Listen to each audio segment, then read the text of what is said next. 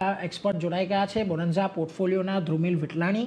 ધ્રુમિલજી, સ્વાગત આપનું અને ગુડ મોર્નિંગ. જો આપણે હમણાં ચર્ચા પણ કરી રહ્યા હતા બજારની, ખાસ કરીને જ્યારે આપણે સારી તેજી જોઈ હતી ત્યાંથી થોડાક બજાર અત્યારે નીચેની પરિસ્થિતિમાં છે. જોકે બહુ મોટી અત્યારે એવો ઘટાડો નથી. 24,600ના લેવલ આજના દિવસમાં થોડાક ઇન્ટેક રહેલા છે. કઈ રીતે આજના કારોબારને તમે અહીંયાથી હવે જોઈ રહ્યા છો? કઈ રેન્જ એવી છે કે જેને ધ્યાનમાં રાખવાની? કારણ કે આવતીકાલે હવે ક્રેડિટ પોલિસી પણ આવશે, એટલે બેન્કિંગ સ્ટોક્સ થોડાક એના પર પણ રિએક્ટ કરશે.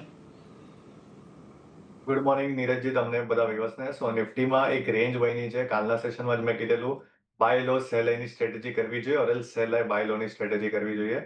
25,500 અને 26,000 આ એક રેન્જ દેખાઈ રહી છે આવનારા થોડા સેશન્સ માટે. સો 25,500 એક ઇમ્પોર્ટન્ટ સપોર્ટ લેવલ્સ છે. એક 25,500 થી લઈને 585 તમે જો તો 100 પોઈન્ટની બેન્ડ છે, એક ઇમ્પોર્ટન્ટ સપોર્ટ ઝોન છે. ક્લિયરલી તમે જો કાલના સેશનમાં બી મેસિવલી શોર્ટ કવરિંગ જોવા મળી છે FI9 થી લાસ્ટ બે સેશનમાં. એ લોકો હવે જે શોર્ટ છે એ લોકોના 2 લાખ કોન્ટ્રાક્ટ થી ઓલમોસ્ટ હવે 1,40,000 કોન્ટ્રાક્ટ પર લાવી રાખ્યા છે. કોલ સાઇડ પર બી તમે જો મેજર જે કોલ સેલિંગ હતી એ લોકોએ ક્લોઝ કરી છે પોઝિશન, અને put buying almost 4 lakh contract થી now it is around 2 lakh contract. So 50% ઘટાડી દીધા છે.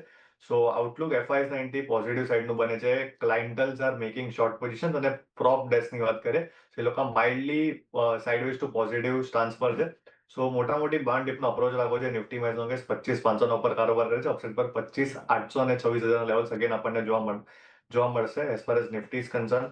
બેંક નિફ્ટીની વાત કરીએ સો બેંક નિફ્ટીમાં એક 60,150 છેલ્લા ઓલમોસ્ટ આપણે જોઈએ ફર્સ્ટ વીક ઓફ જયંતિ એક રેઝિસ્ટન્સનું કામ કરે છે. કાલના સેશનમાં નો ડાઉટ સેટલમેન્ટ જે થયેલું એના ઉપરની ક્લોઝિંગ આવી છે.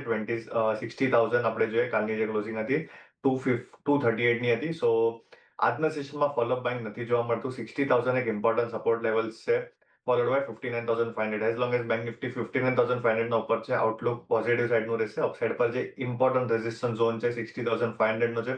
જો 60,500 લેવલ્સ બ્રીચ થશે તો બેંક નિફ્ટીમાં લોંગ પોઝિશન્સ ક્રિએટ કરાય ફોર ધી ટાર્ગેટ ઓફ 61,000. સો બંને ઇન્ડેક્સિસ પર આઉટલુક એક કન્ડિશનલ છે. કન્ડિશનલ આઉટલુક છે. થોડીક ઘટાડે ખરીદદારી કરો. 25,500ની આજુબાજુ નિફ્ટી આવે છે ત્યારે ખરીદદારી કરો. ફરી પાછા 25,800 તમને 26,000ના લેવલ જોવા મળશે, એટલે નિફ્ટી પર એક ઘટાડે ખરીદદારીની રણનીતિ. અને બેંક